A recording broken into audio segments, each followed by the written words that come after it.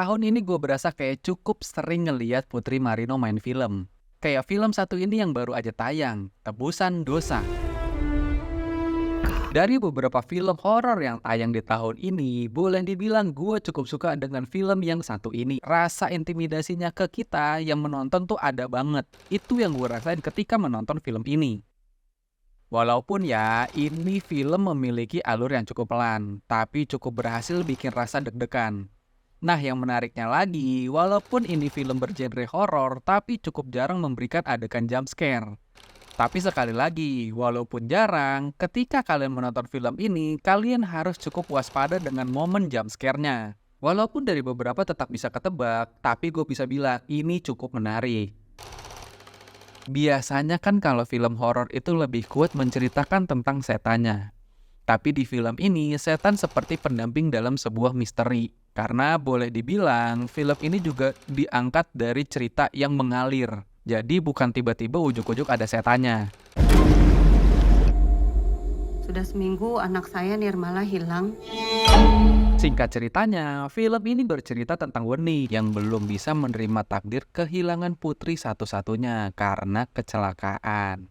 Hal itu membuat Wening merasa bersalah dan terobsesi untuk mencari Nirmala. Wening menggunakan berbagai macam cara untuk mencari keberadaan putrinya.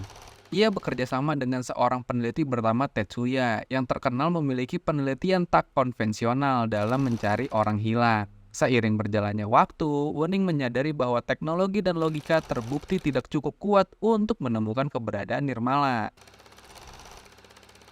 Pada posisi ini akhirnya Wening merasakan keputusasaan dan menggunakan cara supranatural dengan bantuan seorang dukun yang bernama Mbah Goa. Dan sang dukun ini dikenal memiliki kemampuan berkomunikasi dengan dunia gaib melalui ritual-ritual mistis yang tidak biasa. Pertemuan Wening dengan Mbah Goa ini menjadi titik awal dari berbagai macam peristiwa supranatural yang menyeramkan. Yang menurut gue kenapa film ini bisa terasa menegangkan adalah kehadiran arwah ibu Wening yang bernama Utiyah. Arwah ini disimbolkan sebagai entitas yang menakutkan, yang akhirnya membebani Wening. Tiap kemunculan Uti membawa Wening teringat tragedi-tragedi di masa lalu hingga dihantui rasa bersalah. Yang menariknya, Wening tidak hanya berjuang untuk mencari putrinya, tapi juga menebus kesalahan-kesalahan yang pernah ada. Tapi dia percaya Nirmala masih tetap hidup.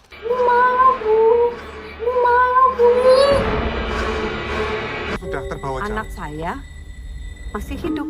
Akhirnya Wening bertemu dengan Tirta.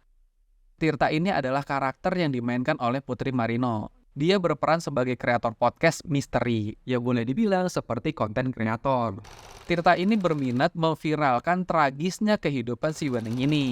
Namun, bantuannya malah membuat Tirta menyibak rahasia gelap masa lalu Wening. Saya mau Mbak Wening jadi bintang tamu di podcastnya Saiki Tirta. Garansi viral, Mbak. Nah, yang menarik dari film ini adalah lintas kulturnya. Selain dari karakternya, ada juga hal-hal lain yang memiliki unsur lintas kultur. Singkat ceritanya, film ini bercerita tentang hal tersebut. Menurut gua, Happy Salma sangatlah berhasil memerankan karakternya menjadi seorang ibu yang frustasi dengan berbagai macam hal yang menimpanya. Ada rasa sedih, stres, pasrah, semua itu berhasil dimainkannya dengan baik. Salah satu hal yang bisa gue bilang menarik adalah dialognya yang terasa cukup pas, sesuai dengan porsinya. Ketika kalian menonton film ini, kalian pasti akan berasa pengkombinasian bahasa yang dimainkan itu cukup banyak, tapi tetap terasa oke, itu menurut gua. Setiap karakternya memiliki porsi masing-masing untuk saling mengisi.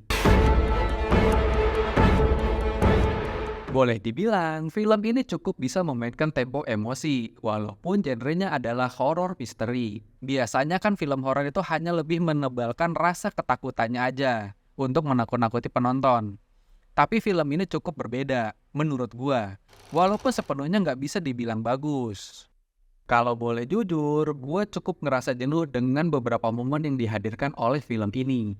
Salah satu contohnya adalah alur yang sedikit lambat. Buat naikin temponya cukup lama nih, menurut gua. Lebih banyak momen perundungannya aja. Nah, gua tuh menyayangkan hal tersebut gitu, dengan durasi yang sedikit cukup panjang. Tapi ya begitulah ya, ritme yang dimainkan dalam film ini seperti itu gitu. Jadi kayak ngebikin kita tuh mempunyai belas kasih yang cukup banyak kepada karakter utamanya. Begitu juga dengan nuansa yang diberikan, mulai dari grading warnanya hingga ke sinematografinya.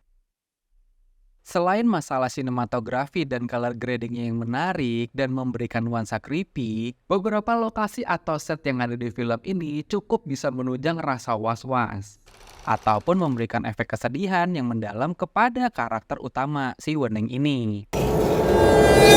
Hingga akhirnya ia bersua di muara dan menyatu di lautan. Nah, kalau ngomongin masalah color gradingnya, yang gue rasain dari film ini cukup bisa memberikan efek pembeda antara masa lalu dan masa di saat karakter utama dalam kehidupan nyatanya. Bukan seperti flashback pada umumnya. Tapi di film ini malah diberikan sebuah unsur cerita waktu Wening mengingat anaknya di saat waktu kecil. Dan warna yang cukup gelap untuk menggambarkan kondisi Wening saat dia menyadari semua itu hanyalah ingatan di masa lalunya. Jadi ketika film ini memberikan sebuah flashback, gue cukup appreciate dengan hal-hal yang diberikan. Contohnya adalah sebuah gambar yang membuat hati menjadi lebih senang ketika mengingat sesuatu hal. Bukan mengingat sesuatu hal itu menjadi rasa keterpurukan. Malah rasa keterpurukan itu diberikan dengan unsur yang lebih gelap ketika di masa sekarangnya. Itu yang diberikan film ini menurut gue. Sebenarnya kalau kita telaah, film ini bukan kayak film horor, tapi lebih ke psikologis. Tapi ini hanya menurut gua aja. Selain itu, film ini juga kayak menyelipkan beberapa elemen yang menurut gua enggak cukup dekat dengan unsur kelokalan. Tapi hal ini bukan menjadi buruk ya, malah jadi cukup menarik buat gua.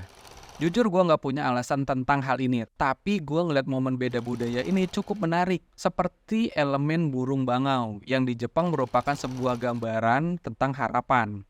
Hal seperti ini menurut gue jadi pembaruan cerita aja untuk film Indonesia. Jadi kayak cross budaya gitu yang gue lihat. Adanya karakter orang Jepang di sini sekaligus mereka menyelipkan bahwa mereka juga saling berkolaborasi. Walaupun kolaborasinya bukan sama orang Jepang, melainkan sama produser dari Korea Selatan. Balik lagi, ini hanya cocokologi gua aja. Tapi ya, kalau film ini jadinya jelek, itu sangat-sangat keterlaluan. Karena udah kerjasama bareng produser dari Korea Selatan yang bikin Exuma, harusnya lumayan lah hasilnya. Tapi kalau kalian mau tahu, coba tonton aja film ini. Coba kasih penilaian kalian sendiri terhadap film ini ketika menonton. Balik lagi, ini adalah sebuah persepsi gue ketika menonton film ini. Terserah kalian mau suka atau enggak, karena menonton film itu menurut gue adalah selera. Yang bisa diambil dari film ini adalah beban emosional jauh lebih menakutkan ataupun jauh lebih berat daripada beban fisik. Apa yang aku lakukan kepadanya, mungkin itu dosa terbesarku.